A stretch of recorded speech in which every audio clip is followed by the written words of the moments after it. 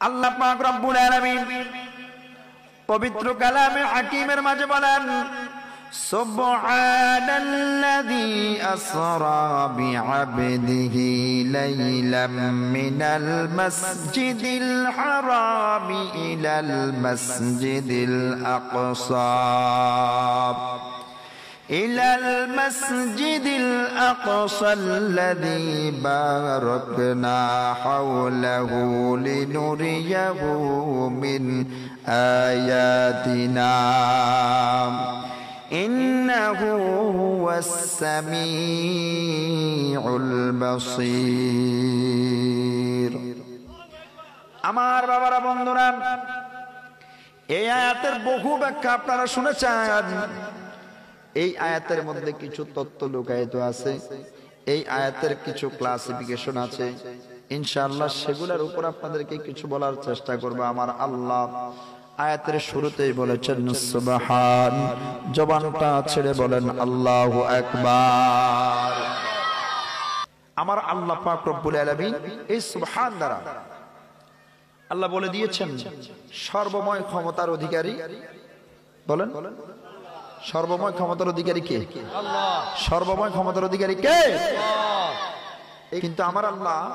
সুবিশাল আকাশটা কোন ধরনের খুঁটি ছাড়া সাজায় রাখছেন ঠিক কি না ওইটার নিচে আবার চাঁদ সূর্য গ্রহ নক্ষত্র অনেক কিছু আছে যেগুলো আমরা কিছু দেখি কিছু দেখি না কথা বলেন আল্লাহ পাক রব্বুল আলামিন বলে এই যা কিছু তোমরা আশ্চর্য ধরনের দেখছো এই সকল আশ্চর্যের চেয়ে সবচেয়ে বড় আশ্চর্যজনক ঘটনা হচ্ছে মেরাজের নবী বলেন সুবহানাল্লাহ আরো জোরে বলেন সুবহানাল্লাহ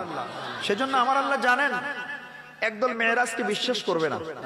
সেজন্য আল্লাহ আল্লাজি দিয়ে শুরু করেন না সুবহান দিয়ে শুরু করছেন সুবহানাল্লাহ বলেন আরো জোরে বলেন সুবহানাল্লাহ এই সুবহান দ্বারা আল্লাহ বুঝিয়েছেন যে বান্দা আমি আল্লাহ সর্বময় ক্ষমতার অধিকারী আমি আল্লাহ সবচেয়ে বড় শক্তিশালী বলেন সুবহানাল্লাহ আল্লাহ পাক রব্বুল আলামিন সুবহান শব্দ দ্বারা আয়াতের আলোচনা শুরু করলেন আমার নবীর মেরাজের কথা বর্ণনা দেওয়া শুরু করলেন আমার আল্লাহ পাক রব্বুল আলামিন বলেন বান্দারা আমি আল্লাহ জানি মানুষ ভারী জিনিস সব সময় নিম্নগামী হয় ঊর্ধ্বগামী হয় না আমার নবী তো ভারী আমার নবী যখন ঊর্ধ্বাকাশে ভ্রমণ করবে এই কথাটা তোমরা বিশ্বাস করবা না সেজন্য আমি আয়াতের শুরুতে সুবহান ব্যবহার করলাম আমি আল্লাহ বলে দিচ্ছি আমি আল্লাহ সব পারি ভারী জিনিসকে উপরে উঠাইতে পারি আর হালকা জিনিসকে আমি আল্লাহ নিচের মধ্যে নামাইতে পারি বলেন আমার আল্লাহ পারে কি পারে না শুধুমাত্র বান্দাকে বিশ্বাস করানোর জন্য আল্লাহ সর্বপ্রথম সুবহান শব্দটা ব্যবহার করছেন কথা কি বুঝে আসতেছে এখন বুঝে আসবে না একটু ভিতরে গেলে বুঝে আসবে ইনশাআল্লাহ